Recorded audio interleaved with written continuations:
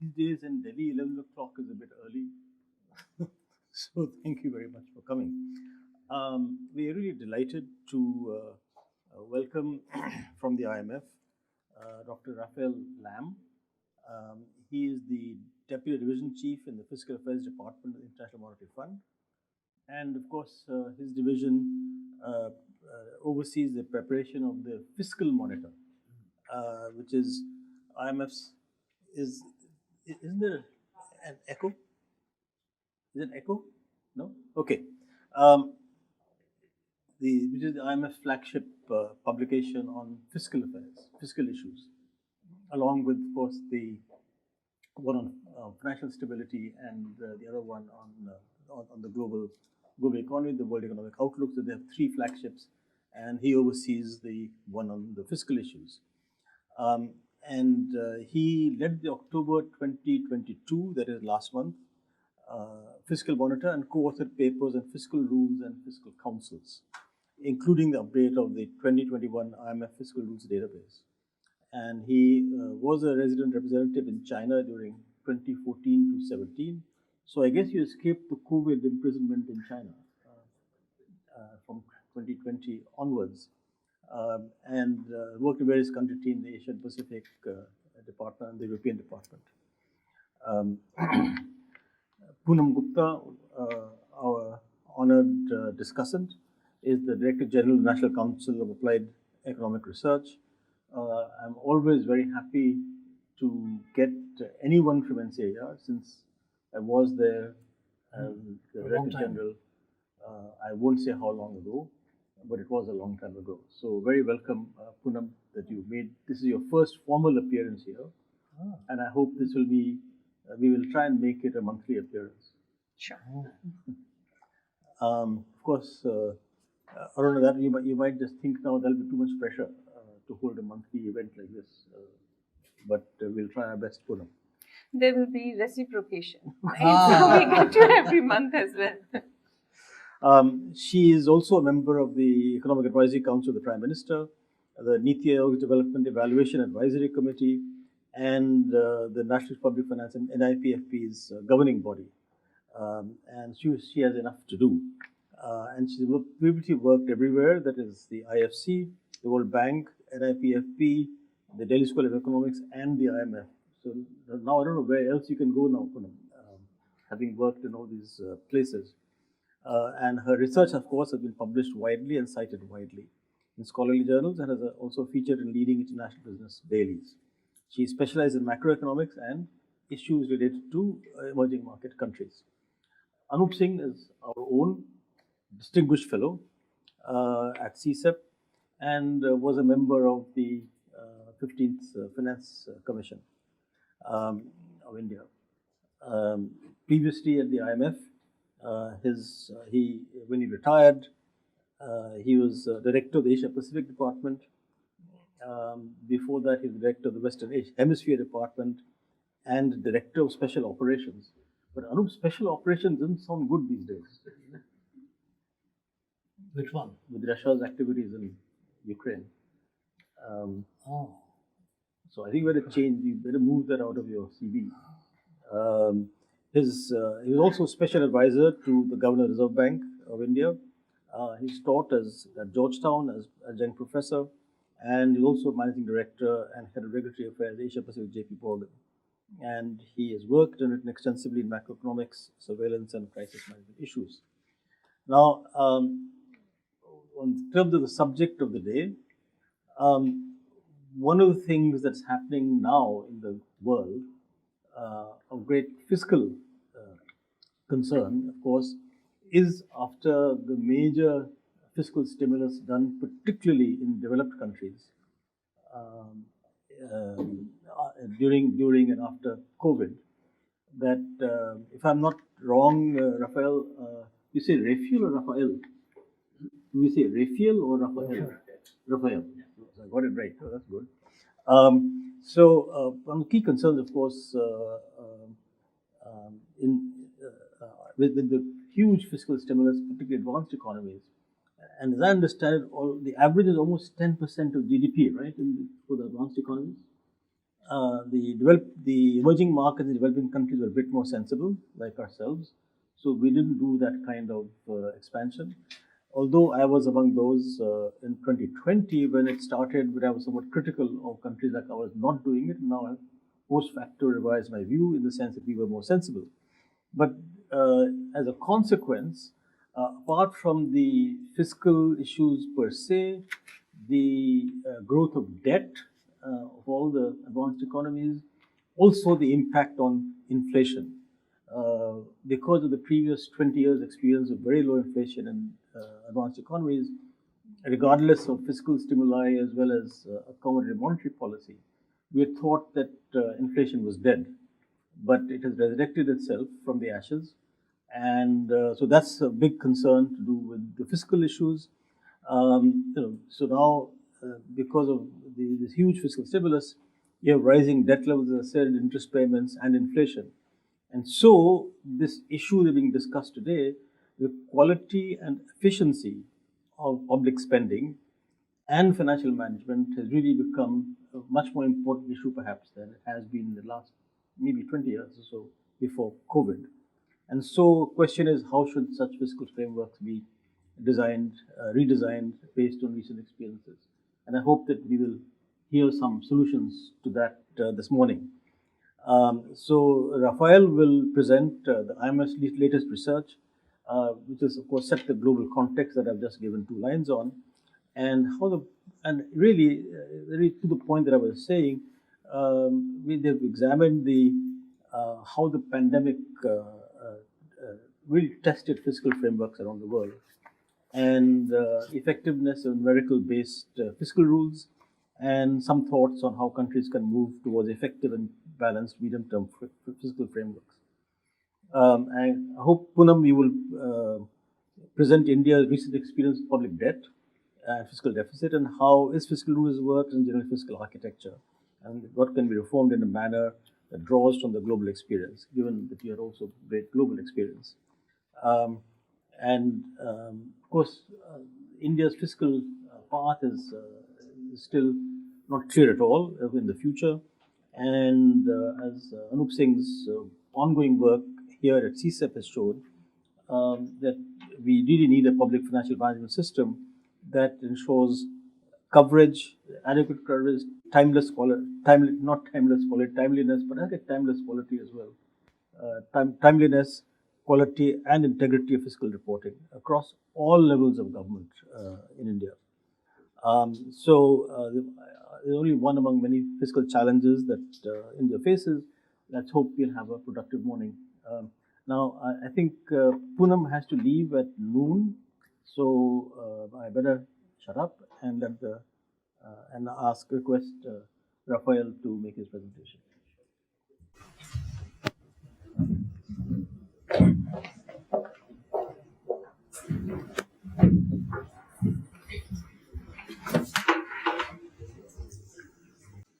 Thank you very much to be here. I'm delighted to give a talk on the fiscal rules with a set of distinguished panelists, Dr. Mohan, Dr. Gupta, and Professor Singh.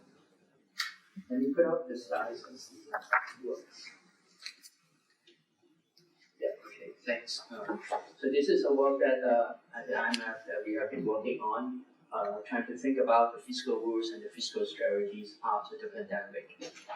As Dr. Mohan has introduced, maybe before I jump into the issues on the fiscal rules, it may be useful to have a kind of an overview of the global macro fiscal landscape, which will be important to us as we think about the issues on how the government responds to the fiscal rules and think about the framework after the pandemic.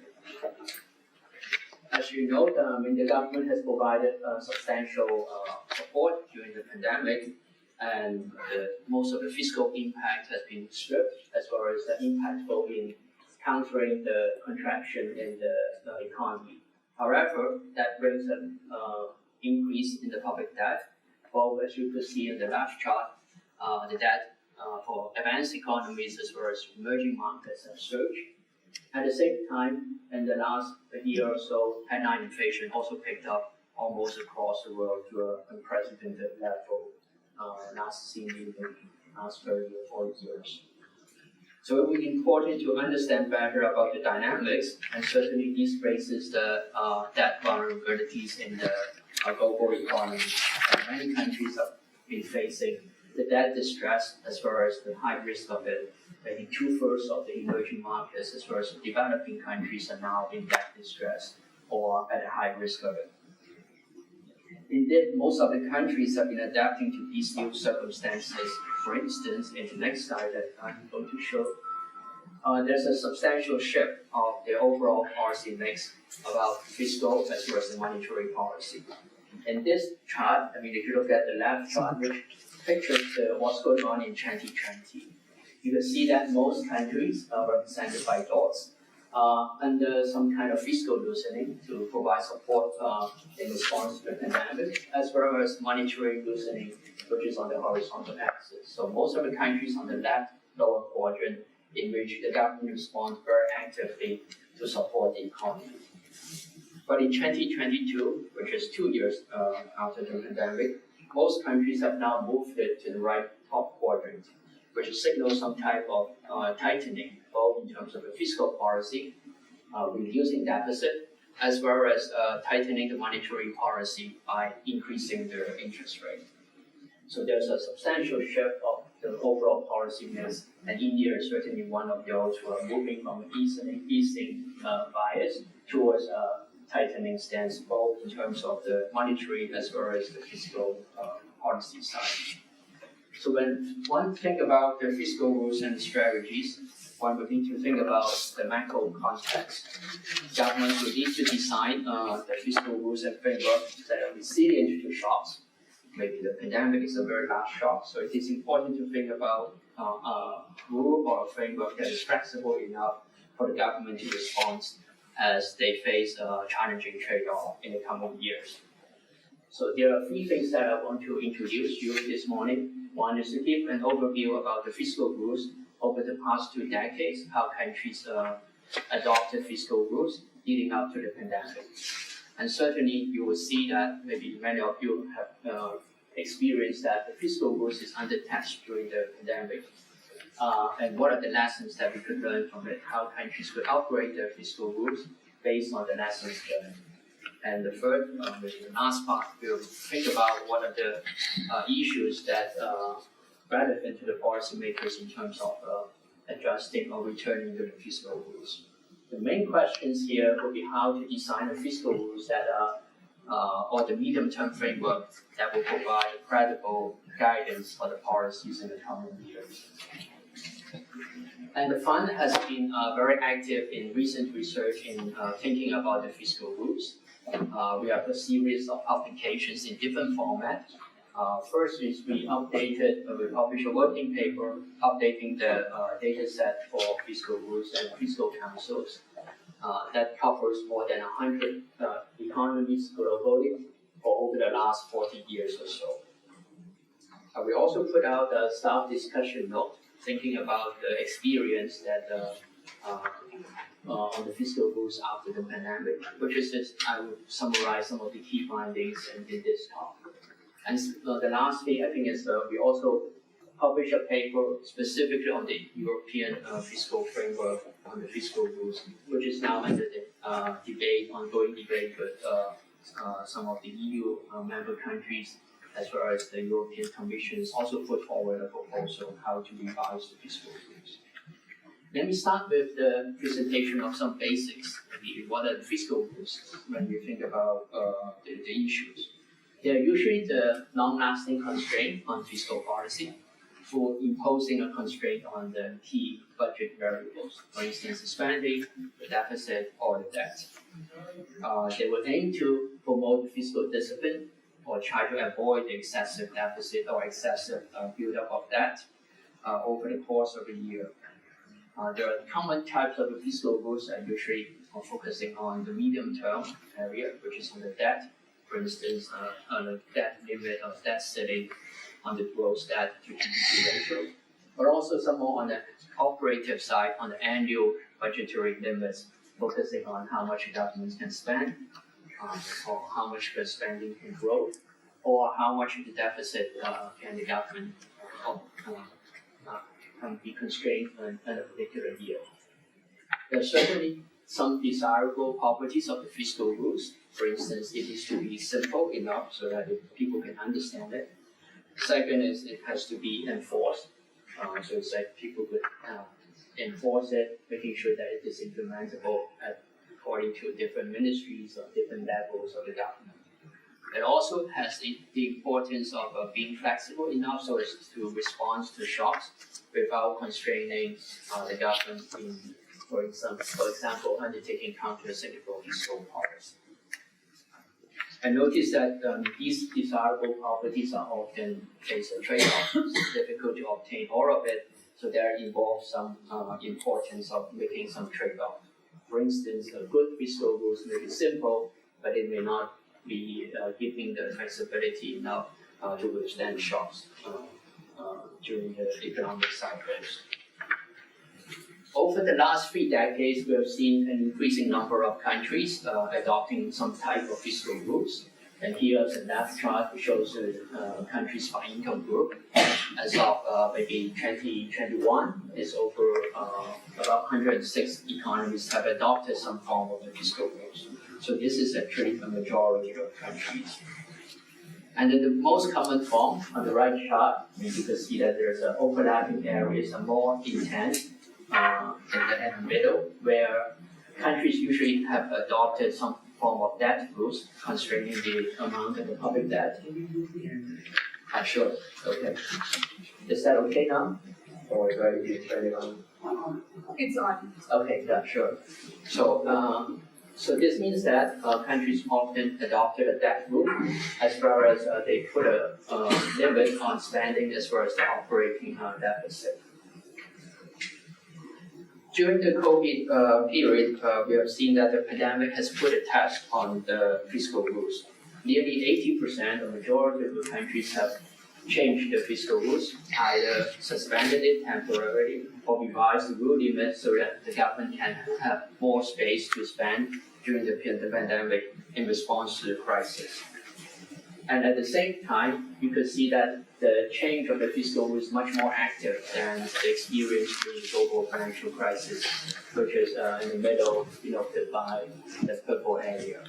So you could see that on the left, it's much more active on revising the rules during the pandemic relative to the global financial crisis, which is important because the rules should have some form of flexibility in responding to the shocks. On the right chart, you could also see that fiscal councils have been also very active in, for example, monitoring the use of the escape clauses in the fiscal rules, costing some measures of the COVID-related policies. So that is an important part of how countries enforce the fiscal rules during the pandemic. After the pandemic, it is important whether to consider countries should return to the old rules or not. Here, we presented an interesting observations from the data of the data set that we obtained. It shows that after the big shocks, countries usually have the debt remains elevated after a big shock. So the debt, government's debt doesn't come back down after the global financial crisis or even after the pandemic.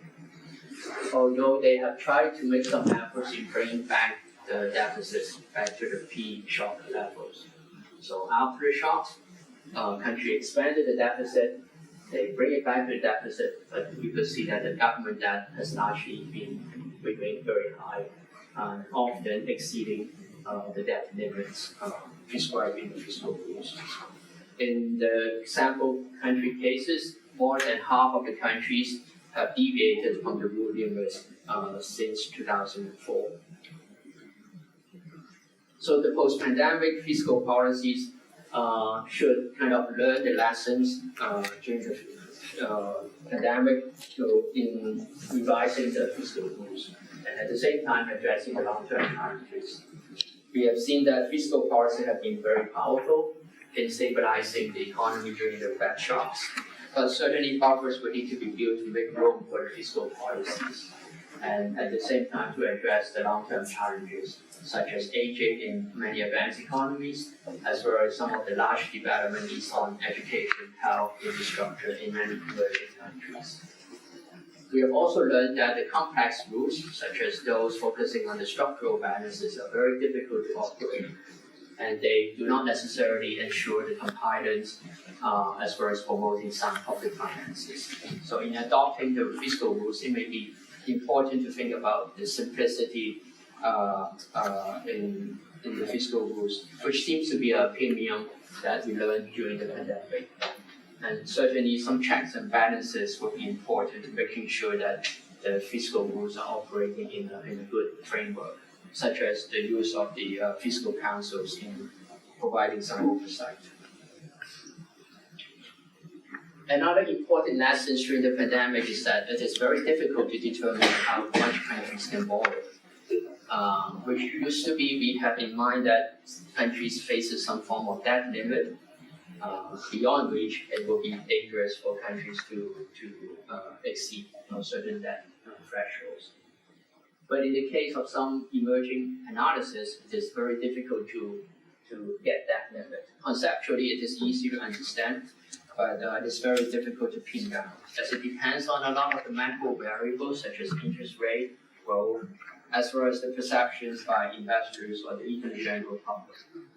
So over the past 2 decades, given the low interest rate, there appears some evidence that the debt limits have risen. So you can see that the curve on the right kind of shifted right. So denoting that countries may be able to borrow more at a similar cost. But at the same time, the analysis also pointed to that there's a lot of uncertainty surrounding this debt limit. And a slight change of interest rate or a slight change of elasticity between the interest rate and the debt limit could give you a very different number. So it is important to bear in mind that when countries adopting a debt rule, instead of a fixed debt limit, it will be more important to think about some kind of a risk-based approach to ensure that the debt remains sustainable over time. So the fund research has been moving on in this area, trying to understand better about the dynamics of debt ceiling as well as the debt anchor. In general, it is important to have in mind some kind of safety buffers that the countries could adapt to in order to respond to the negative shock. And after the negative shock is over, it is also important to kind of have the rules to build up buffers again so that it can be able to bring the debt down in response to the next or future crisis. This will be an important lesson that we learned during the pandemic, which a lot of the countries have failed to build up the buffers in the good normal times. So that in the bad times, they are more constrained to respond sufficiently to the negative shocks. In the case of India, as you can see here from the chart on that shows the changes or the decomposition of the change of the public debt. As you can see that it is important to, over the next couple of years, that is still remain high, so the debt doesn't come back down significantly. So it's important to adopt a little bit more ambitious fiscal adjustment, as well as to lift up real economic growth so as to anchor that kind of downward path. And the funds framework, it is important to also integrate the fiscal rules in the fiscal framework over the medium term, because the fiscal rules as operating usually focuses on the annual budget. But it is also important to integrate those to the medium-term framework so that it ensures that debt is coming back down over time. And there are certain elements that would help to upgrade the medium-term fiscal framework, such as, for instance, having some fiscal plans that are credible and making sure that it is based on some reasonable macro assumptions.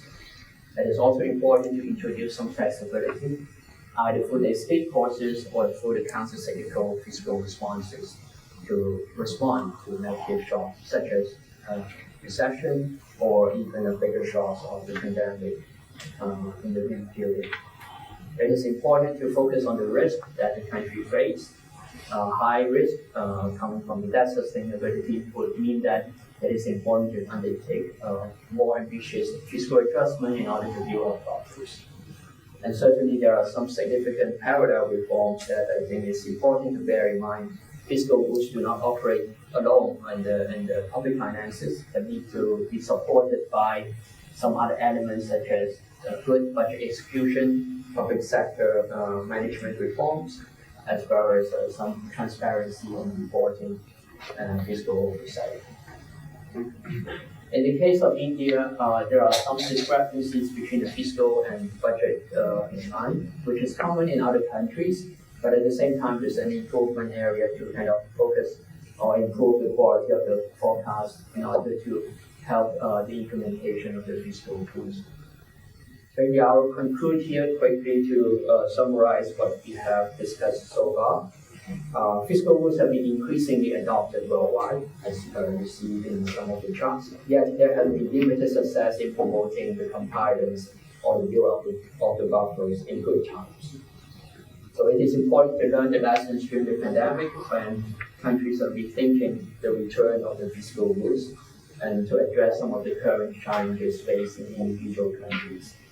A comprehensive set of reforms will be important in this regard, which not only to improve the design of the fiscal rules, but to integrate it, linking it from annual budgets to a more medium-term run fiscal frameworks that will be important, which will provide some flexibility as well as anchoring to making sure that the debt will come down over a downward path in the coming years.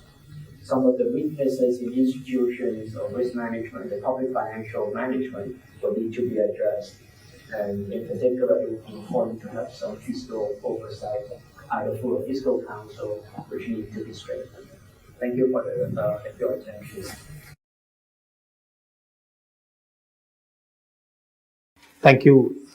Thank you very much, Raphael, for the complex but very concise presentation.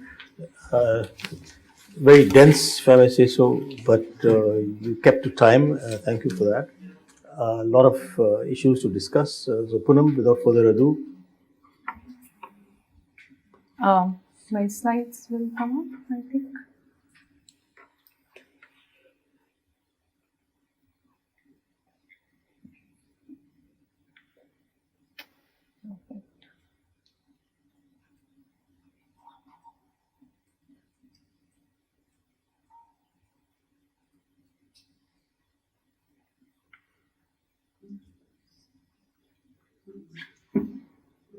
Can do the full screen.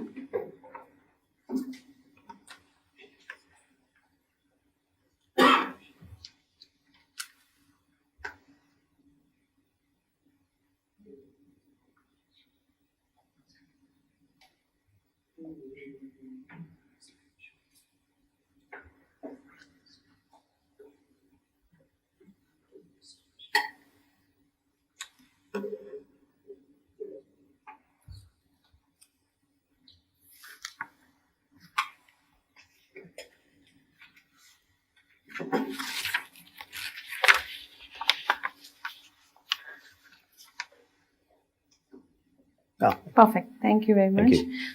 Thanks for your kind invite, Dr. Mohan. Always a pleasure to be here. And indeed, very happy to come once a month if I get the invite. There's so much to learn from you as well as the audience here. Now, public finance is an issue which is an acquired taste for me. I never worked on the sector when I was at the IMF. I never even learned about the sector when I was at the NIPFP. So you can imagine how it has been, somehow it has not been a natural choice for me to work on public finance. But I've become interested in this issue during the last 3 years, and perhaps when I was working as the lead economist for India at the World Bank, and public finance has been a very important issue for India. This report is timely, it's very interesting, it's very rich. In fact, it will help us in our ongoing work, given that it cites some of the most recent literature, so it eases up things for us.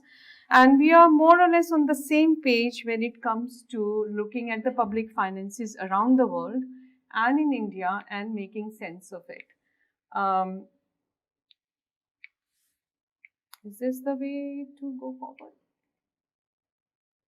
Oh, okay. Not really. Yeah, perfect. So as Rafael just summarized the main findings of his report and the main observations, we all know that public debt has increased around the world during COVID. This increase initially was both because of a contracting denominator, which is the GDP, and an expansion in the numerator, both again because revenues declined during COVID along with the economic activity and expenditures had to be increased. So the increase in public debt and deficit has been due to three reasons. As I said, GDP, which is the denominator, decline in revenues and increase in expenditure. Now, Rafael also mentioned that looking ahead 3 or 4 years from now, there will be only partial normalization of public deficit and debt. So normalization will occur because GDP is normalizing around the world in different countries, including in India. Revenues will also come back more or less to the pre-pandemic levels. But countries find it very hard to compress expenditures once they expand them, right? And this is going to play out in many, many countries, including in India. So his chart showed that debt post-pandemic is going to remain elevated. Of course, not at the peak level that we saw during the main 1 year of the pandemic, but still at a level which is higher than the pre-pandemic level. And so public debt and deficits are going to evolve somewhat slowly from here, and this increase is going to last. A major part of the report is on the prevalence of fiscal rules around the world and how they have performed and how they have been implemented. And there is a very interesting and useful summary, including a summary which is relevant for India, that these rules, the way they were devised and implemented, have not been necessarily simple. And I think that's the case for policy making in most areas, right? So the textbook recommendation is to keep things simple, but they end up becoming a little bit more complex than what the textbook prescription is. The rules were flouted routinely during the pre-pandemic years. And of course, during the pandemic, escape clauses were used, the rules were postponed or abandoned, or one does not know where they are currently. What is the status of these rules? Again, all of these features we can relate to in India. India itself has had a checkered history with fiscal rules. So the Indian experience is similar in many respects. It's also a little bit exceptional in the sense that public debt and deficits in India have been higher than in an average emerging market or an average developing economy. So given its market access, its public debt and deficit numbers have been higher. So for those who have been working on India, including from the multilateral institutions such as the World Bank and IMF, they have been quite puzzled and worried about India's levels of debt and deficit. So here my recollection is going back to early 2000s when these red flags would be raised.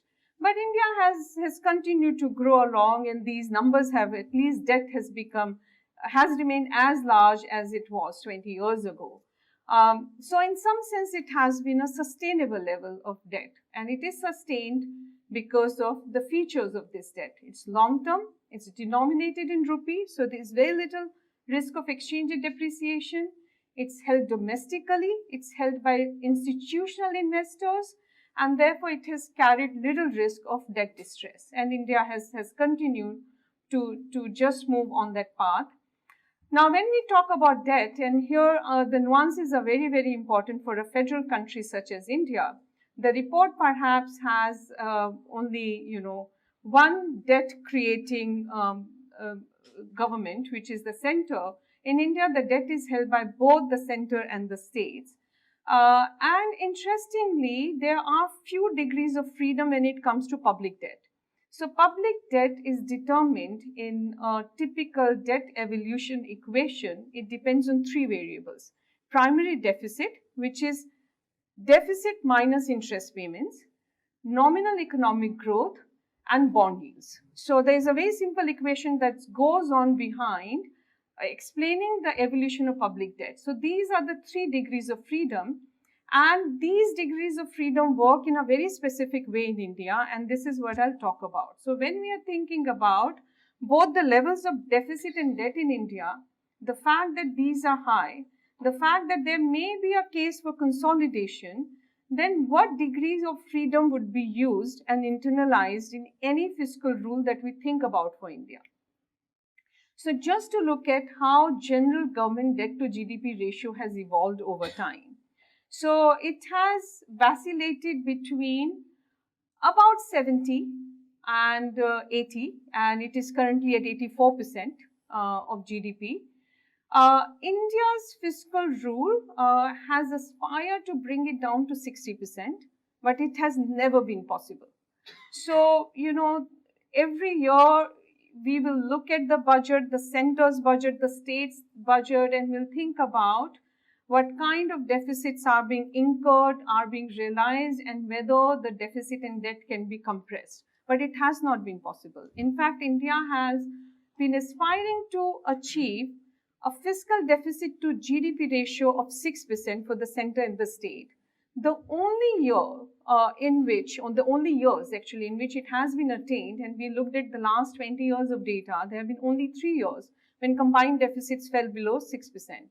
All 3 years were years of rapid economic growth. And that's what I want to come to. When I talk about those 3 degrees of freedom, a lot depends on economic growth. And if a lot depends on economic growth, then what kind of a fiscal rule do you write which internalizes this fact?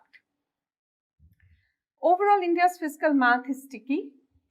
Tax and non-tax revenues have grown very slowly. Tax buoyancy is not great. And there are different ways to look at the first panel, which is tax revenue to GDP ratio. Everything here is at the general government level, defined as center plus state. Everything is as percentage of GDP, and to the extent possible, we are looking at the long time series to make the point that there is very little flexibility or very little buoyancy when it comes to tax revenue to GDP ratio or non-tax revenue to GDP ratio. For all the discussions that happen over and over again around these.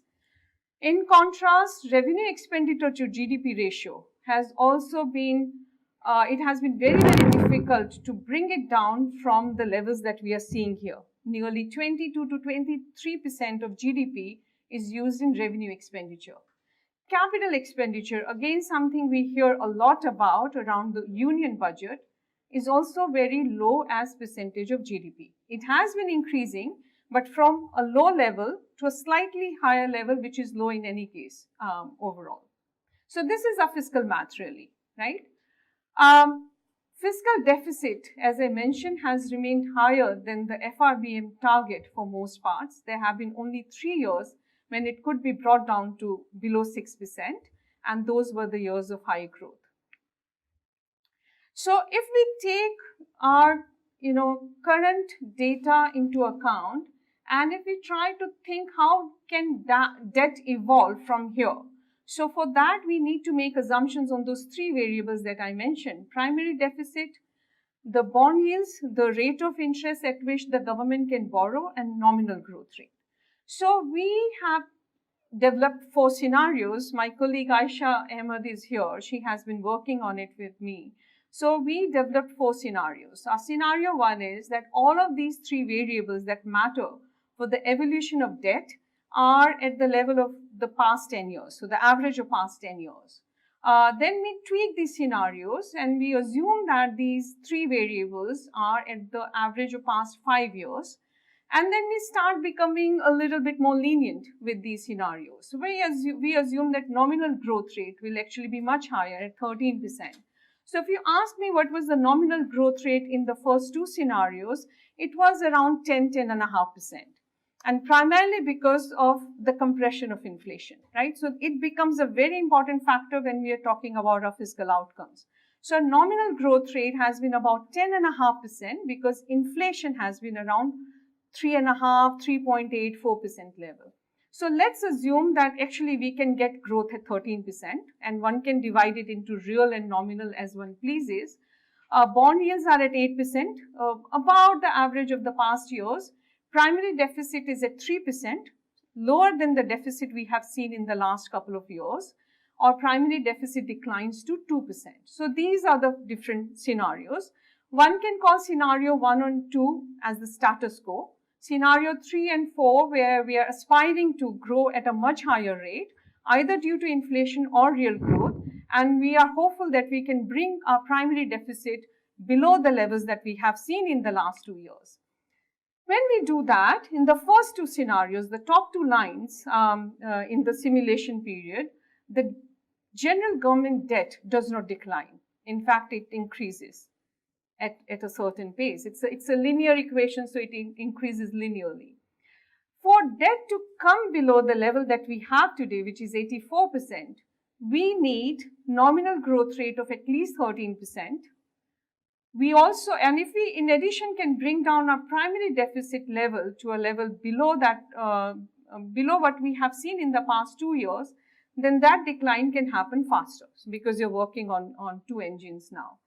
But even then, in 5 years from now, the debt to GDP ratio would be 76% of GDP, right? So it remains high, much higher than 60% we have aspired to do as a part of our FRBMs.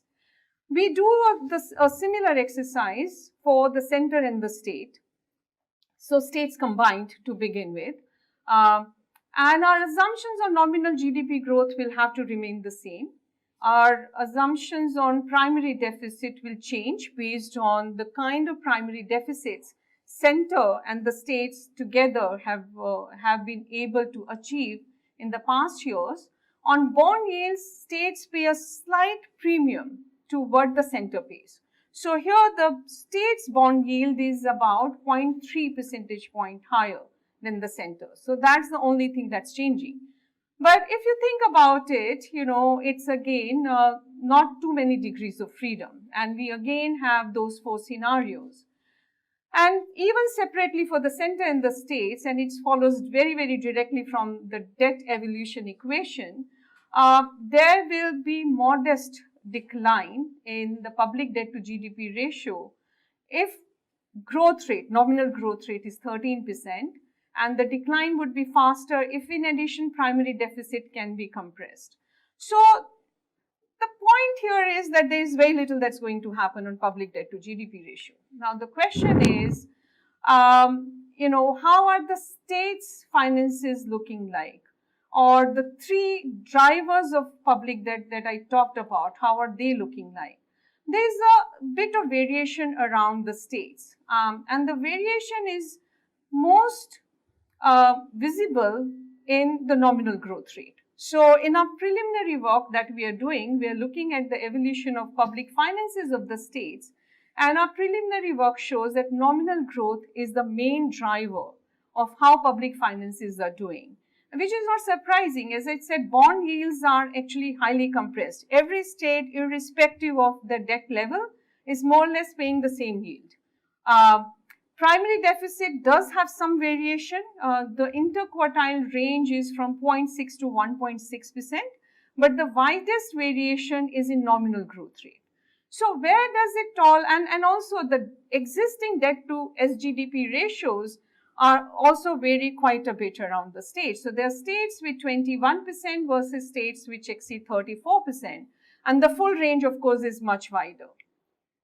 So the question is, when we take it all into account and we also put it next to what we are seeing globally in terms of public debt numbers rising and not slated to be coming down to the pre-pandemic level, then the question to ask is, what is the level of public debt that India can target as a country for state and the center? 60% has never been able to achieve 60%. Is that still a reasonable target? If so, we are really talking about coming from our current 84% to 60%. With the few degrees of freedom that we are seeing in the data, when and how will that happen? Or is it that whenever we come up with a revised fiscal rule, we should be more comfortable with a higher debt number along with the rest of the world? Then what is that revised debt number? Is it 65 or 70%? Even that will take nearly a decade and a half to arrive. And once we come up with that number that India as a country can afford to have, how should it be shared between the center and the state? So our existing FRBM envisage is 40% to space to be given to the center and the less 20 to the states. How should that be distributed if we are talking about first a new level and then its allocation between the center and the states? Now, states are at very different levels of public debt, as I said. For some of the states, it will mean that they can perhaps afford to have a larger public debt, though they may choose not to have it. Other states will have to compress. And again, what are the degrees of freedom that these states can compress their public debt? Because, and on that, what should be the operational target given the stickiness in fiscal outcomes? Revenues don't move very fast. Certainly, tax revenues do not. The interest rates have been more or less flat. So the only degree of freedom that I can see is nominal growth. But if nominal growth is the mover and driver of public debt, how do you incorporate it in any operational target? And how do you fix accountability? What would be the implications for not being able to meet the target? And what is the role that fiscal council will play in it? So this is it. A lot of questions. I don't have the answers, but I understand that the issue is important and there are no easy way outs. So more discussion is needed. Thank you.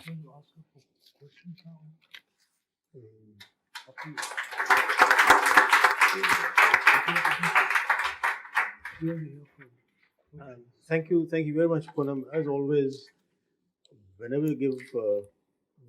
you are discussing for anything, there's work behind it. How you do this, I don't understand, but you do. So thank you very much indeed for taking the time to prepare a very thoughtful comment on the fiscal monetary report that was presented by Raphael. Since you have to leave, are there any questions for Poonam? So she has to leave. We'll have, of course, questions later for Anup and Raphael. Hello, excuse me. Just one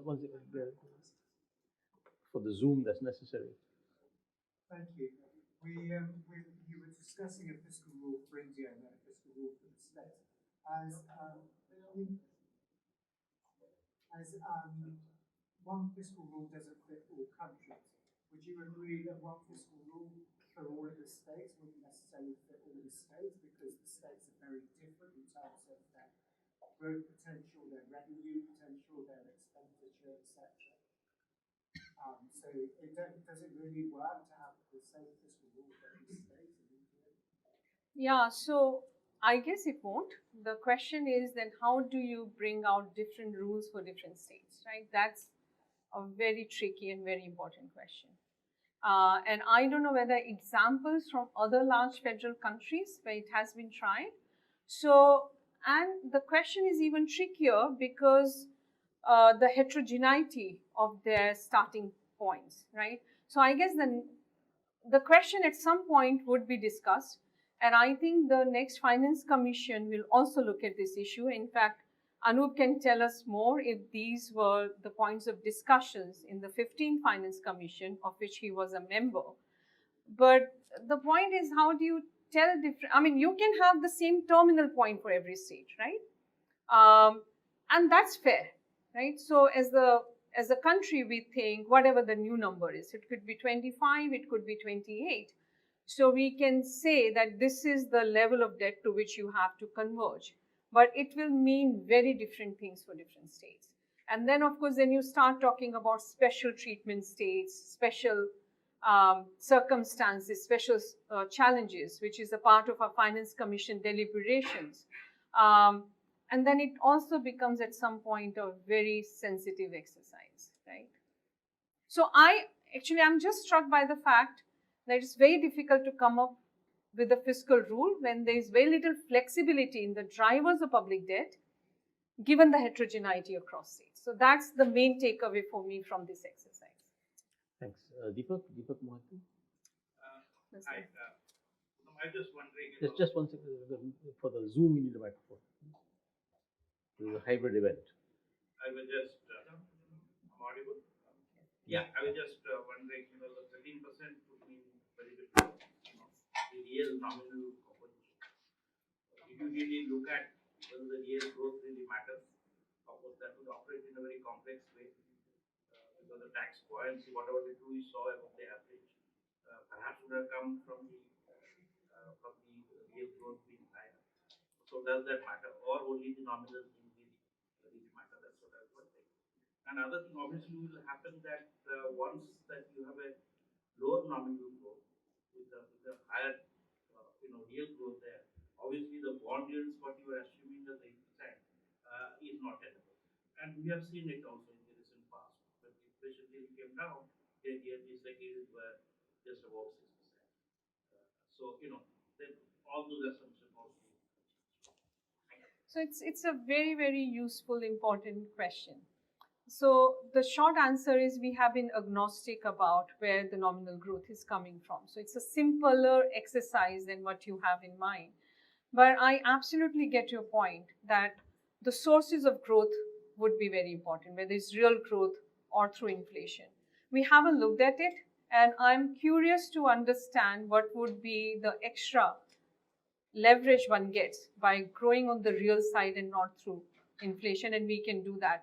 Assumptions will have to be made, but I think the point is very well taken. Any others? Atul, Professor Atul Sharma. Sorry, no. Oh, sorry.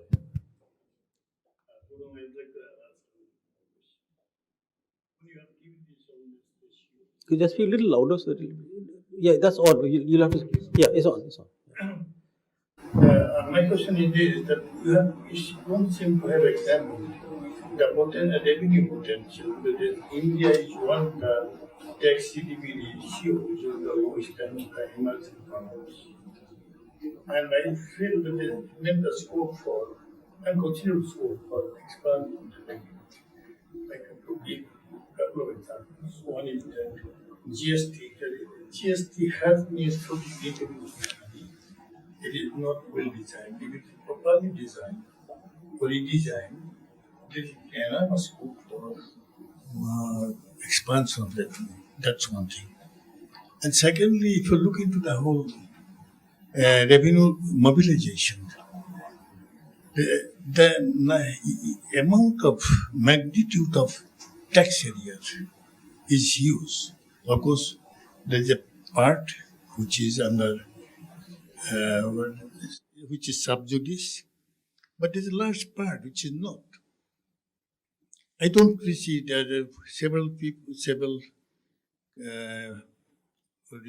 committees have made the recommendation that this part could be minimized. That is the second area where you can do. And thirdly, if you look at the small budget in the small table in the budget, there's a table which shows that revenue foregone. It is useful to examine how much it is runs into hundreds of crores of rupees. Whether all this revenue foregone has served the purpose for which it is meant. So thank you. I think this is what I have to say. Yeah, thank you very much for that question. So our research is somewhat preliminary at that stage, but I can reflect on what our thinking has been. As I said, simple little exercise, linear model, 3 variables, and we are playing with them. So it's quite possible that India's tax revenues will become much larger. But the question is whether it will translate into a much lower primary deficit. Along with revenues, we have very important spending priorities as well. So the question is, revenue buoyancy can come up. I don't know in what time frame. In the past, the buoyancy has been very, very slow. So even for a minute, we think that it will be much faster than in the past.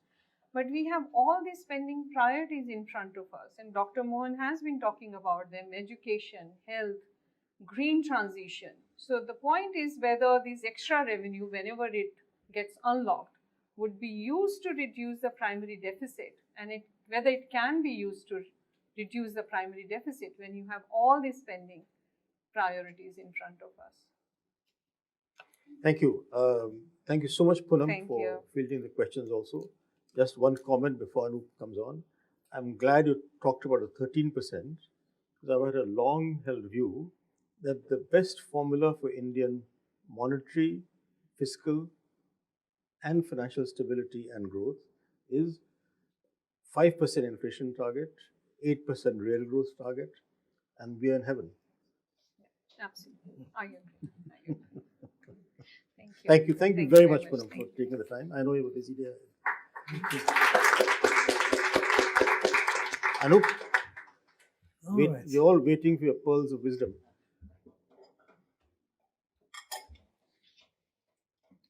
So thank you very much, Rakesh. You can hear me. I have a small presentation which will come on. I only basically want to make 2 points. It may take me longer to make those 2 points, but let me try. The first is, as our speakers have rightly emphasized, the world is in a different place right now.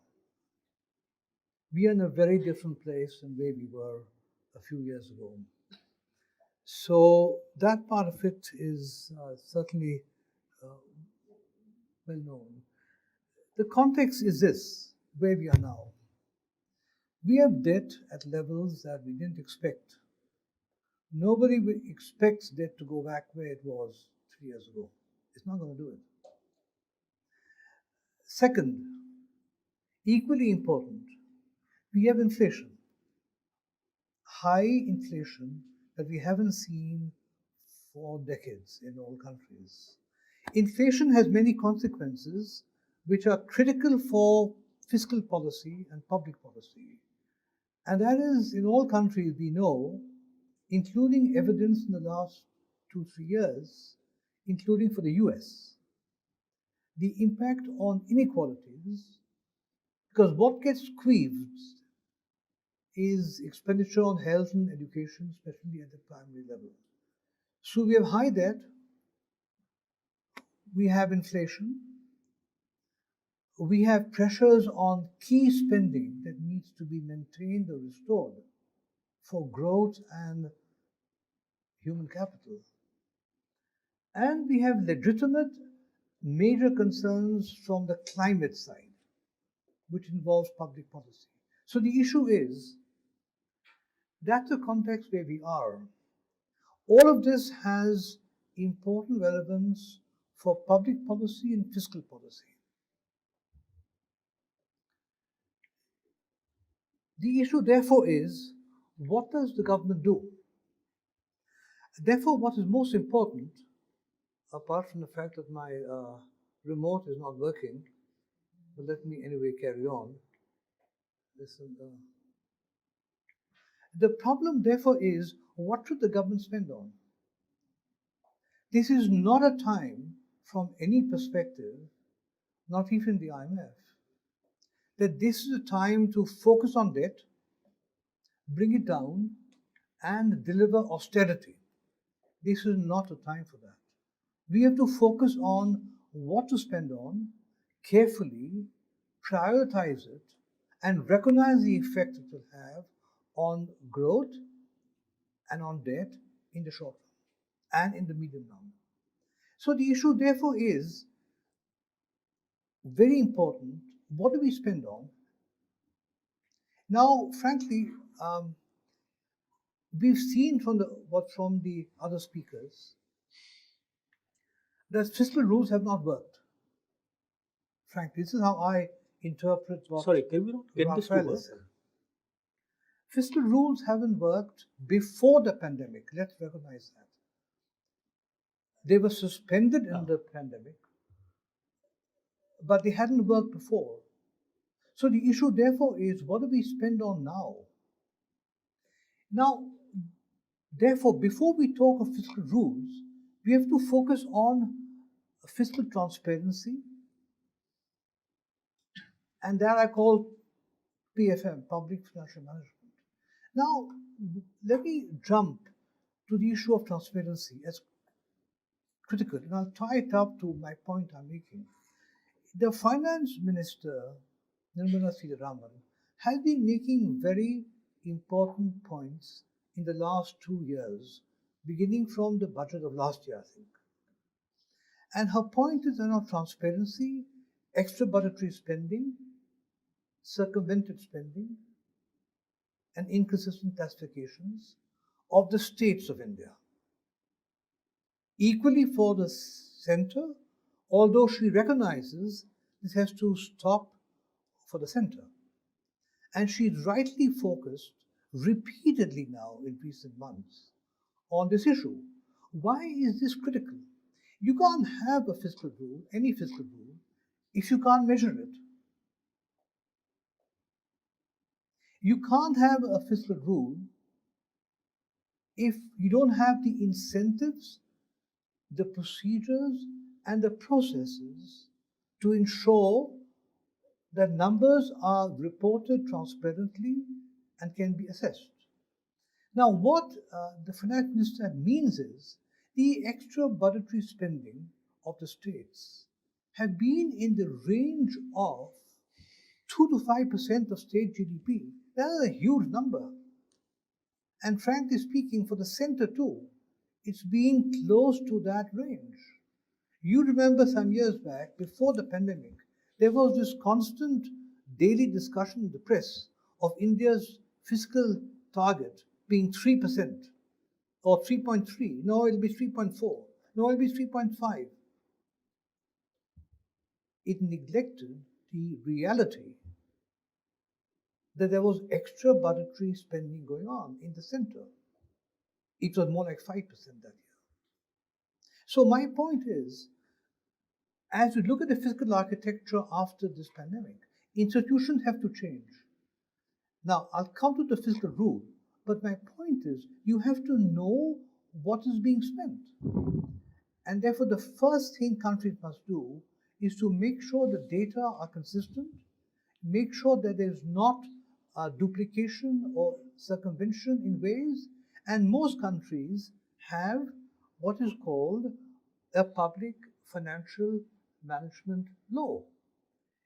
India has a unique system whereby the PFM, as pronounced in the Constitution, there's a big bridge between what the Constitution says and the hundreds of manuals say. So my point is, before we get to the fiscal rule, we have to bring India's PFM system to international standards. That is, follow what the Minister of Finance is saying in a serious way, discuss it with the states, and see whether India needs a new law on public financial management that will take away the scope for states or the center to circumvent. Most countries, many countries have these laws. India does not. India has the opposite of that. So my point is, what is the idea? This is how you are going to get to a law. But now let's go back to fiscal rules. What I'm saying is, unless you know what you're spending, and you know if it's what you want to spend on, if it's in the priority areas of, say, primary education or health, unless you have that, I don't know what the fiscal rule does. Okay. Now, let's assume we need fiscal rules. Raphael made a very important point, which we must look at very carefully. He said fiscal rules have to be integrated into the medium-term framework. That's a very important point. You can't have a numerical fiscal rule of 3% or X% unless you know what the relationship is with the medium-term framework. So my point is, why do we need these fiscal rules? They haven't worked before the pandemic for all the reasons that economists have now recognized. As Raphael has said, and I don't want to misquote you, it's focused on the medium-term framework as you set your annual. So my point is, in my view, countries like India, well, they should first fix the way they measure the numbers. Unless you do that, no rules will count. But let's assume India finds a way to do what the Minister of Finance is saying and finds a way to get rid of this inconsistency in classification and spending extra budgetary. Let's assume we can do that. The issue then, what do we do in terms of the fiscal rule? The issue for countries around the world is not what the debt or deficit should be this year or next year. Countries need to focus on what they need to spend on from a longer run growth point of view, especially for India, human capital, health expenditure, and capital expenditure.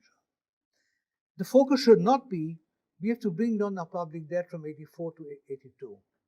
That's not the point. There's now international debate on this, including in Europe. The EU has also suspended all the fiscal rules. They're now discussing what should they do. All countries are now discussing what should we go back to. India needs to do that more than in us in this room. The center and the states, together with the CAG, and Kandar is here from the CAG, India needs to now discuss more in a more inclusive way with all the parties. What does India do? So my approach is we should get rid of these numerical fiscal targets. Don't focus on whether we should next year be 6.1, no 6.3 or 6.2. We should forget about that. We should focus on what we need to spend from a growth perspective and from a human capital perspective, recognizing the effects of inflation, how it is depriving sectors of what they need. So what New Zealand has done is now being discussed in many countries, including in Europe. In a simple way to explain what New Zealand has done is they set a medium-term target. Over the medium term, it can be 5 years, 10 years. But it needs to be a credible target which is announced by a government politically in a cohesive way. So the government is presenting a medium-term target like we are committed to debt sustainability while we are working on other aspects of our policies. Once you've done that for the medium term, you can give a year or just leave a number out there or two numbers. But every year, no number. The medium-term target is what is done for a longer term. There may be many changes of government in that period, states or center. The point is, whichever government is in power in that year will give its target for that year. It will not be a fiscal rule. They intend to target on a deficit of X because, and explain how it is consistent with the longer term. And then let markets decide if the government in power in that year is doing the right thing. So you're not being held to a numerical short-term target. You're being held by market to explaining how your target for the next year is consistent with the longer run objective of sustainability. So that is my approach, is what India should consider. Now, there's the issue of fiscal council. I'm not going to go into that now because time is short. India so far has said fiscal councils are not needed. There's been more discussion on fiscal councils for the last 3 finance commissions. The only point I'll make is people haven't fully understood that when people talk of a fiscal council, there is no one single model in mind. Countries have very different models. There can be a fiscal council within the government. You can read like the US's OMB or what the UK has to Parliament. There are many different ways of having fiscal council. But my point is, after this pandemic, the whole fiscal architecture needs to be reset, number one. Number two, before we decide what to do about the fiscal rule, make sure your numbers are going to be consistent and honest. Because if not, You can't get to step 2. Don't set the fiscal rule if you know your numbers are going to be inconsistent because of circumventions. But when you are convinced of that, either through a PFM law or something else, then don't set a numerical fiscal target for the next year or 2 years. Don't do that, because it has not worked in the past. It will not work in the future. Set the medium-term target. Give a number if you want, give a year if you want, but it's a long term. It is a statement of policy by the government for the medium term. It is a political commitment. Then every year, give your own numbers by whichever government is in power, state or center, and then you can decide, markets can decide, this is what they've said, let's see if they are consistent, and let that be the process. And finally, this is such an important issue that in India, as in other states, we need to come together and debate what should India do, because something we have to do. So that's it for now.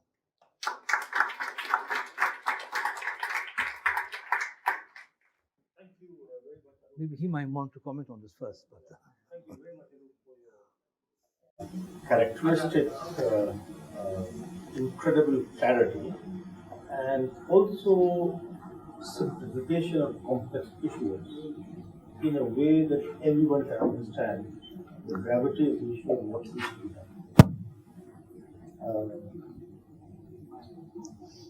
Just a couple of comments before I ask Rafael to respond to those questions. One, the one issue to do with fiscal council or whatever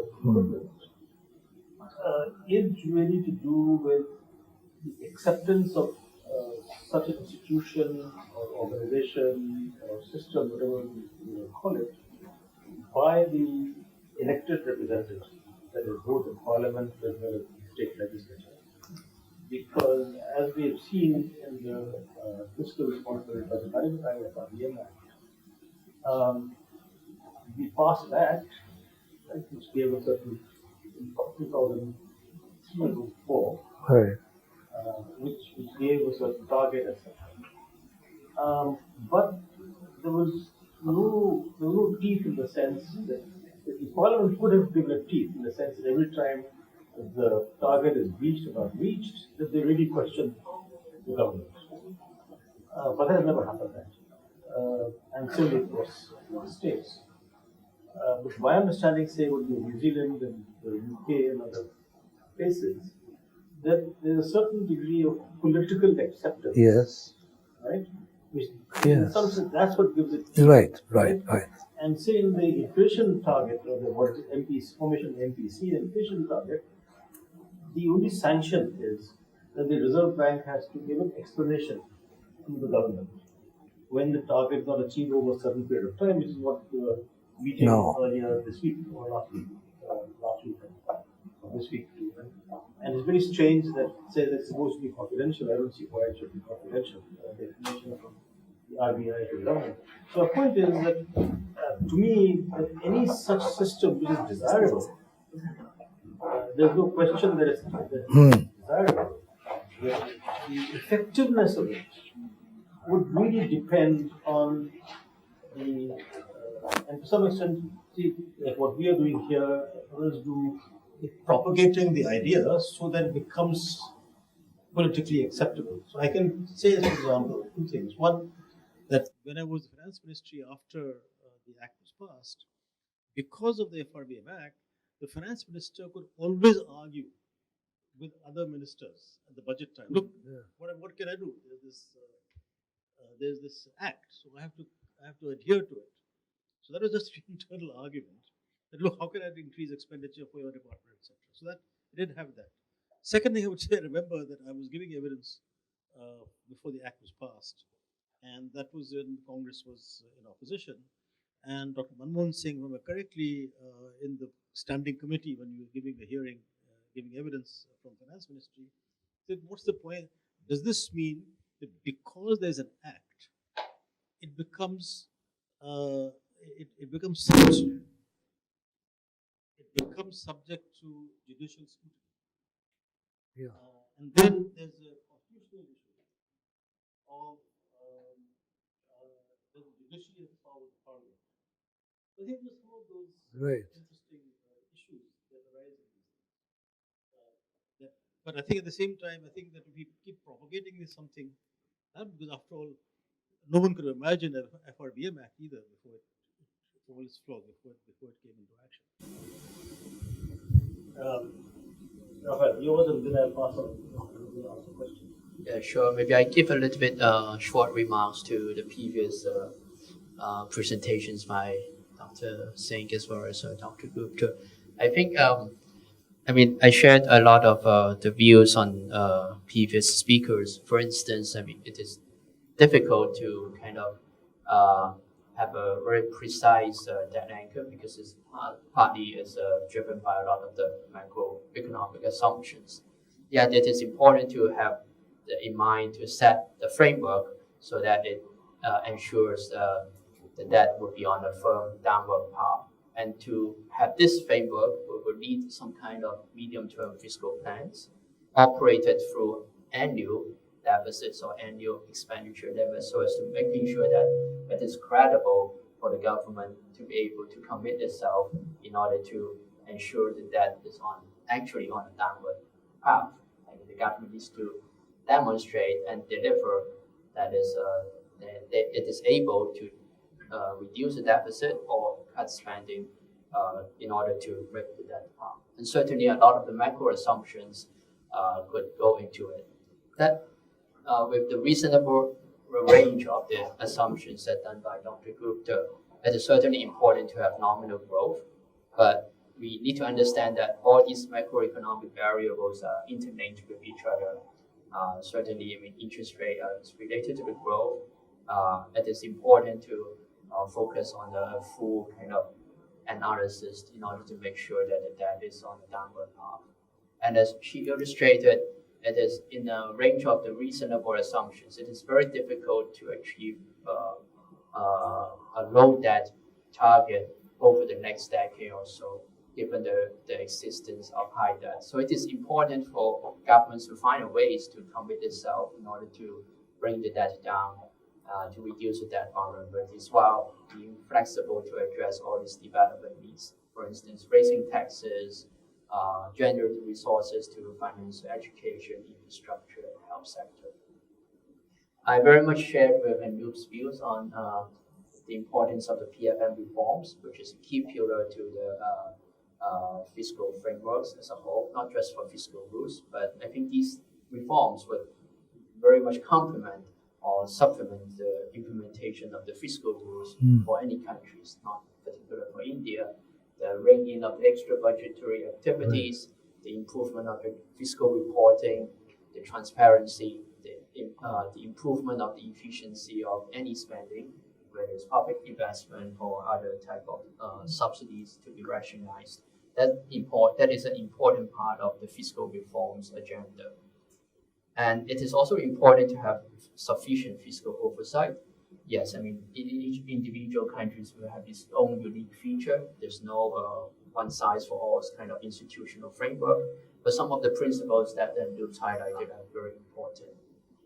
On the fiscal rule itself, yes, we understand that countries face difficulties, yet I think it is important to remember fiscal rules will help. By having a numerical target, it is helpful for countries for the politicians as well as for the policymakers to debate about the budget or the importance of the fiscal priorities among different needs. So it provides a platform for the political debate to happen.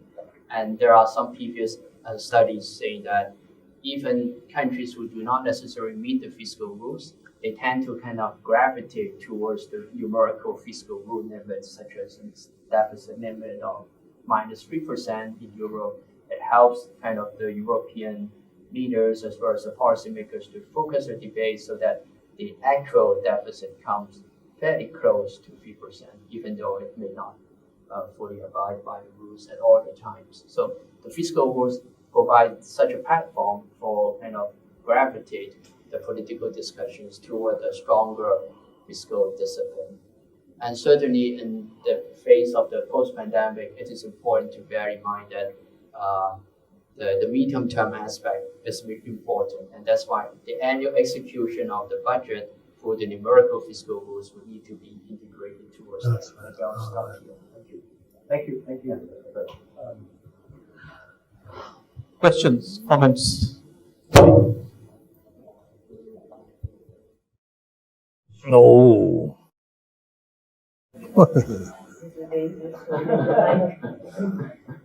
Congratulations for excellent presentation.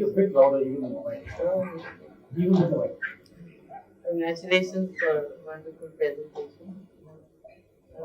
My question is really about what we are witnessing post-pandemic, that inflation is high globally, and most countries are adopting tightening their monetary policies, increasing interest rates, and here we are discussing the fiscal framework.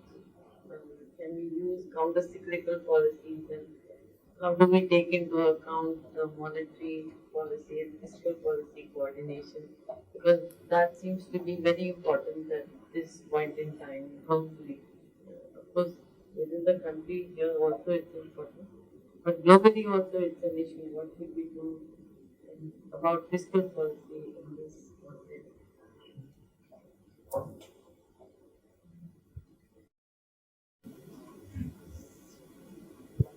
Yeah, maybe I could make some quick remarks and then see if and you also have some thoughts. I think you point out an important area. I mean, the interactions of the monetary as well as the fiscal policies is important. As in particular, right now, countries, including India, faces very high inflation, not seen before. So, in our latest fiscal monitor, we kind of put out some messages as well as some analysis. I mean, we consider that given the current inflation is high, it is important for monetary and fiscal policy not working at cross purposes. This would mean that as the central banks are fighting inflation, the fiscal policies shouldn't add fuel to the fire.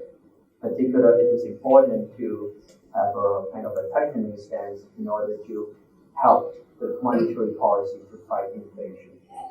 That doesn't mean that fiscal policy is no use, even though it may not be expansionary. There are a lot of scope for fiscal policy to kind of focusing on protecting the vulnerable, including the low-income groups, but that could be targeted in ways to improve the efficiency or improve the targeting of the support. And that should be within the overall fiscal envelopes of a tightening stance. And I think a lot of the countries are already using the deficit, but because of the latest spikes in energy and food prices, a lot of the countries kind of slow down this tightening space in order to provide support for the poor as well as the low-income people. So some of the policy makes, as you mentioned, will be important to keep both the fiscal as well as monetary policy working together in the fight of inflation. Thank you. Only one small comment on that. One sentence. It's partly a joke. My comment is the historic events that brought Rishi Sunak to power in Britain indicate what happens if you have two policies that don't work with each other, fiscal and monetary.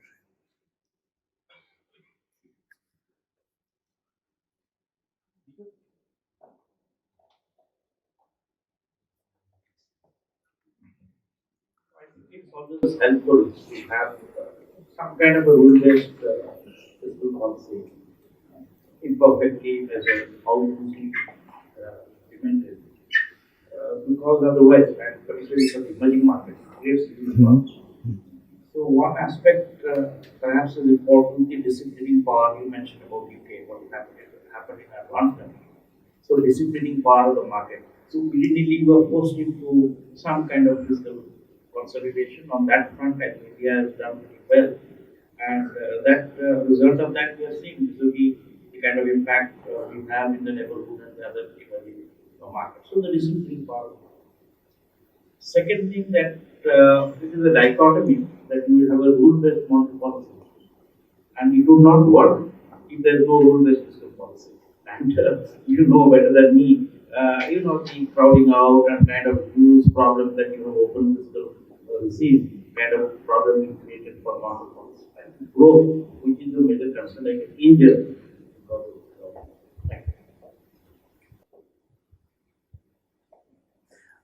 Just to one comment.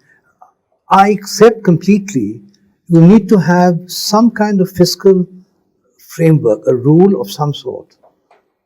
That's very important. And most countries don't have it right now. India does not. So we need to have something.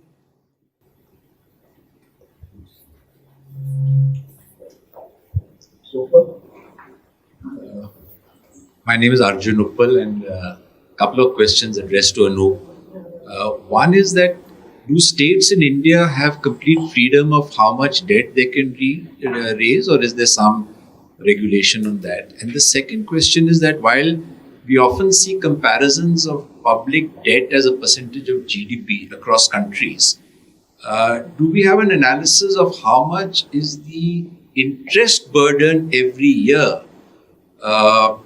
And compare that with other countries, because I think the interest burden on debt in India is probably a bigger problem than just the debt in absolute terms or in percentage terms. Thank you. Yeah, these are both two very important questions. On the second point of the interest burden, those numbers are available. The problem is I wouldn't look at it too closely, because India is still in a financial environment where interest rates, especially on state debt and government debt, do not reflect the real risk involved, because there is a problem in that area. So, I mean, interest rates are not reflective. All the states, the difference in interest rates are quite small, whether you're Punjab or Bihar. On the first issue of what can states do, Kamda will know much more than I will, but essentially states can't borrow externally at all without approval. Even domestically, what the Minister of Finance is correctly doing, he's saying, look, we have set certain numbers. If your debt or deficit is more than X or Y, you need our approval to borrow more. If you're having extra budgetary spending of 2 to 3% of state GDP, which has been concealed, we found out, she said, what you've done. We're going to add it up to what we know, and we're going to use a new number that's going to put you well above your permissible debt. And therefore, you won't be able to borrow at all without asking us. So this is a big issue, and it shows how important the transparency issue is, especially in a country where government needs to spend, doesn't collect enough revenues. The transparency of what you're doing is very, very important. I just have one word, which is that, as Anup said, according to the Constitution, Article 293, that state governments have to get central government's permission to do any borrowing in the market, subject to the limitation that is only necessary if they are at all indebted to the central government. If they're not indebted to the central government, then they won't need that permission. And so just to refer to this, in the past, when the state government had to borrow, I think central government did the borrowing on their behalf, added a little bit of margin, and then on went to them. A reform was done, I think in the 2000s at some point, I'm forgetting now, when they said now you borrow directly. Because of that, there's a huge stock of debt that the state governments have to the central government. Once that stops, there'll be no new borrowing, almost new borrowing from the central government. And so there's now the stock of borrowing from the government is coming down, and so you can foresee a situation where they have no debt, in which case this limitation will go. And so the government in the last budget actually, they said that gives you a 100-year loan for infrastructure. Basically, with the idea that You have to ask us anywhere. So there's no numeric, there's some internal numerical limits, as I have said, but there's otherwise no numeric, except they have come and asked us for borrowing. So that's sort of the other thing on the interest, what Arup was saying, there's no difference in the very little bond yield in different states. So I have a difference with him in the sense that it's not reflecting the risk. My difference then is it's not reflecting the different fiscal situations. That's the point. That's the point. But the perception of the market, there's no risk because the central government will never, that's their perception, even though there's nothing legally behind it, the central government will never let the government bond fail. So in that sense, it's a correct perception of risk in my view. Even though it does not reflect different fiscal situations of the government. Thank you. I'd like to seek one clarification. See, if you look at India's debt position, it is largely domestic borrowing. External borrowing relatively is less. And when there is no evidence of crowding out, particularly if you look at the private investment, it is in fact going down. Cluster deposit is increasing. So when there is no evidence of crowding out, then what is the problem except for the interest burden? If expenditure is managed efficiently, can we increase the domestic borrowing more than till the point where there is crowding out effect? The key point is efficiently. Yeah, that is true. And how do you find out if it's on some irrigation scheme that is quietly being proposed by some state? No comment on where. Sorry. I'm also not sure you're right in saying the no. Sorry? I'm also not sure if you're right in saying there's no crowded out. In the sense that until say 10 years ago, when household financial savings were high, and so the total financial savings were high, and they financed both the government borrowing as well as private sector. What has happened in the last 10 years is that financial savings have been coming down, both gross and net for households. And so there's less and less actually available in the market. Zero. Private sector. Zero. And so private investment come down. There's no question about it. Now, whether they've been trying to borrow or not, it's really difficult to say, look, there was no demand, that's why it's come down. As opposed to saying there was not enough supply of funds. That I can't tell. But what is clear is that it has come down as the financial savings come, the private and particularly private sector. I don't know, but it is quite old study. We did a study in General Equilibrium Framework and examined this particular issue. So when? That is old. So now you're saying currency, I don't know, I'm not sure. Must it be before 2012? Huh? Must it be before 2012? I think it is in 90s. Then everything was fixed. So Data would, right for that period. yeah. It is an interesting question because you see, as the debt market has become more and more marketized, we still have financial repression. What you are saying is, I don't want to take all the time here, but the very important point that Poonam also made, and that because almost all government borrowing is domestic and it's fixed in the sense of SLRs, how much the banks have to put in government securities, insurance companies, etc. So quite frankly, as one who run the system, it's a very fixed system. Otherwise, we would have been in trouble long ago because very often our fiscal deficit is much larger than Argentina. The difference is to borrow abroad. So I can just say on a lighter vein that while I was deputy governor, and the investment banks keep on advising the government, for God's sake, allow foreign borrowing, do more foreign borrowing, interest rates are lower and so on. At one point in a meeting, finance ministry, deputy governor, I said, if that happens, you have to carry my dead body out. I was expecting if I did what it would be carried out the next day. Question.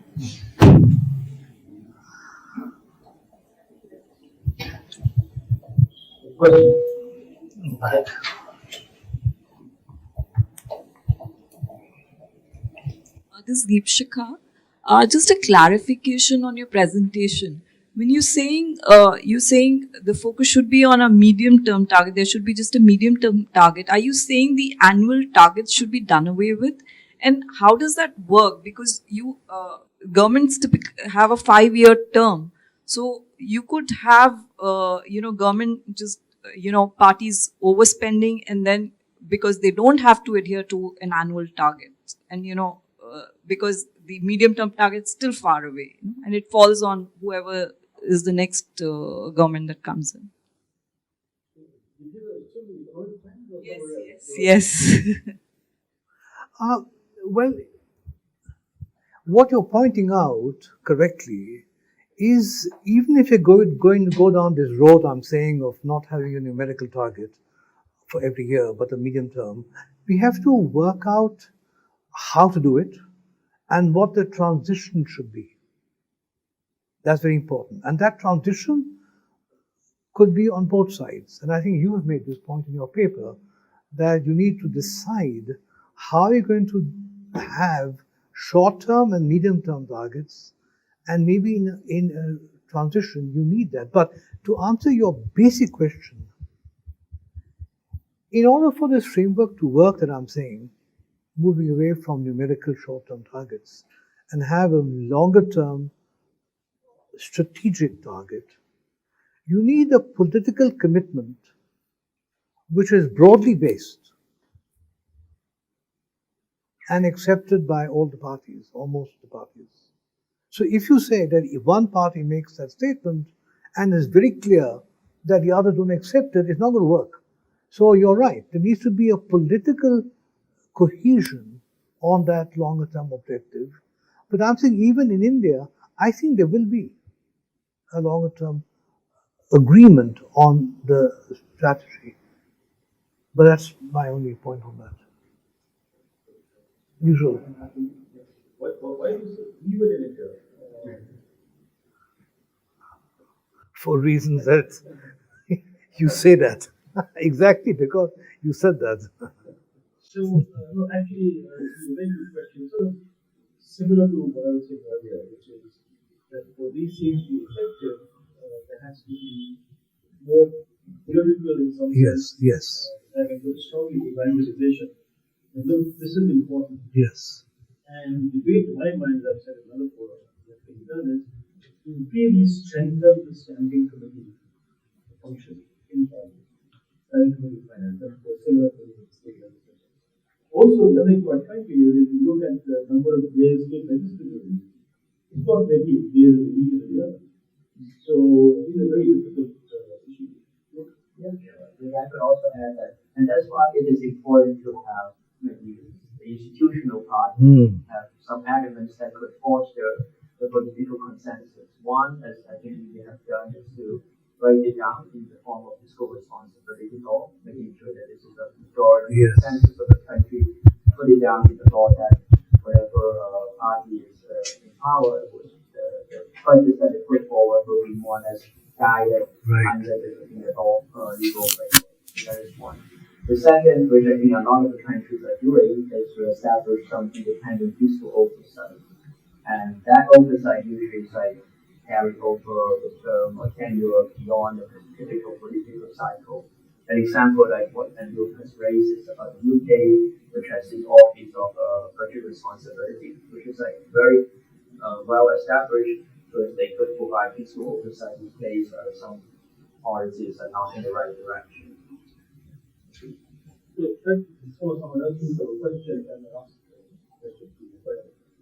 And given the kind of incredible fiscal overshoot, it's almost all about countries. It's not small overshoot, it's huge overshoot.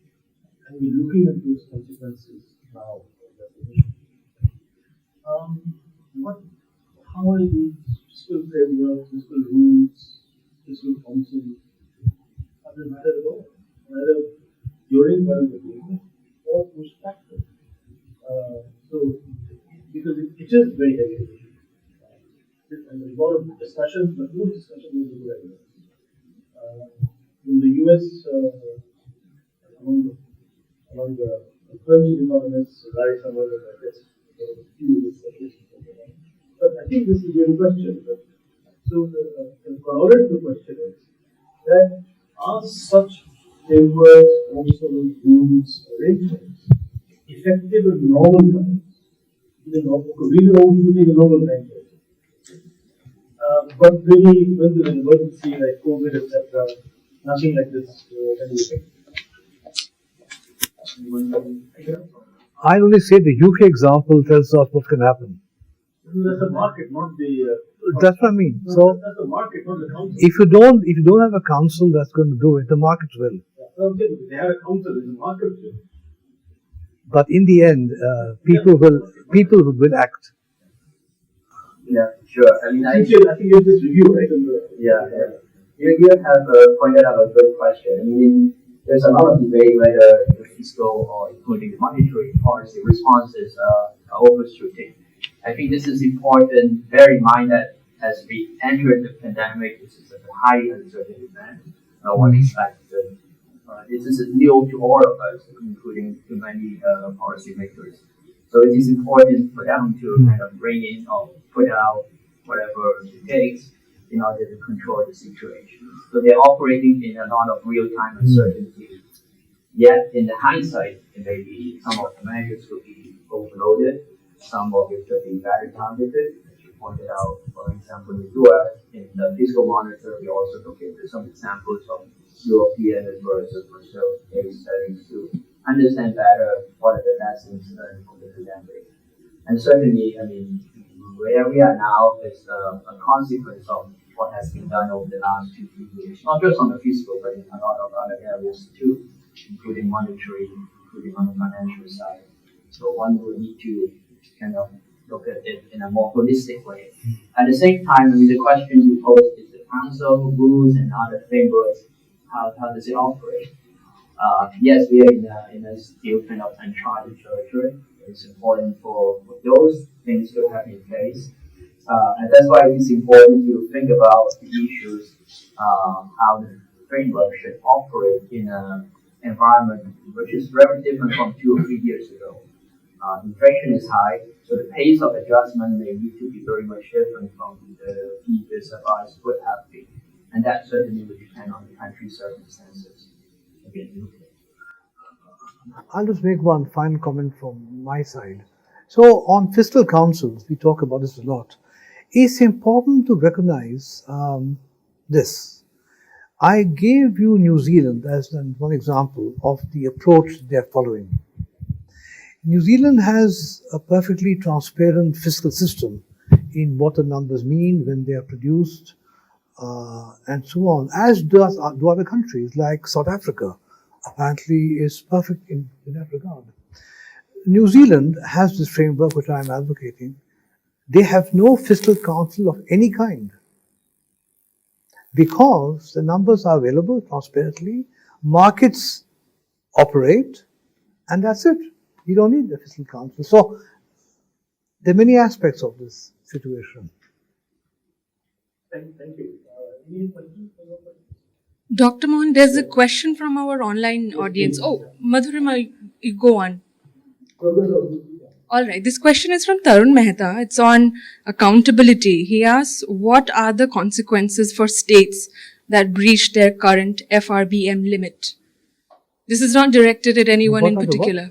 What are the consequences for states who breach their current FRBM limit? Well, I mean, most have. And not just states, but most countries have too. I guess what the question is, in the shorter run, if you breach the target, what happens? The broader question is, I would say, why have they breached the target? We must know that. We must know what the spending is on. We must know if it's efficient. So that's why I'm saying move away from a number, but move toward understanding what the government is doing. with its money, with its spending and revenues, and don't judge them entirely on one number. Hello? Sure. Then I'll ask the last question. When we talk about independent fiscal oversight council board, what do we mean by independent? Who appoints them? And the example that we have in different countries, who are the kind of people appointed and in what sense are they independent? Now, the analogy with central banks, right, is that we almost always modern history of access to banks. So they've achieved a certain degree of reputation, credibility, etc. to kind of achieve independence even before they may be granted juridical independence. And so in some sense, even there are issues. Like the Bank of England, before 1997, or whatever the law was. And the one understanding that only happened because there was a problem between the Treasury and the Bank of England. And also because government was changing from conservative to Labour. And so to keep the markets in order, they have to do that change. So the question really is that in the credible places which have councils, boards, whatever, in what sense are they independent? Are they independent across elections or government? Who appoints them? Who are the people who appoint them? Yeah, if you want to add a couple of elements or principles, I guess in the independence, what you mean is the operational side. It would have a different element. One is about the appointment. Certainly, you would want to have someone that are expertise with the fiscal issues, able to do some analysis on the public finances, and that usually has supported over a political cycle.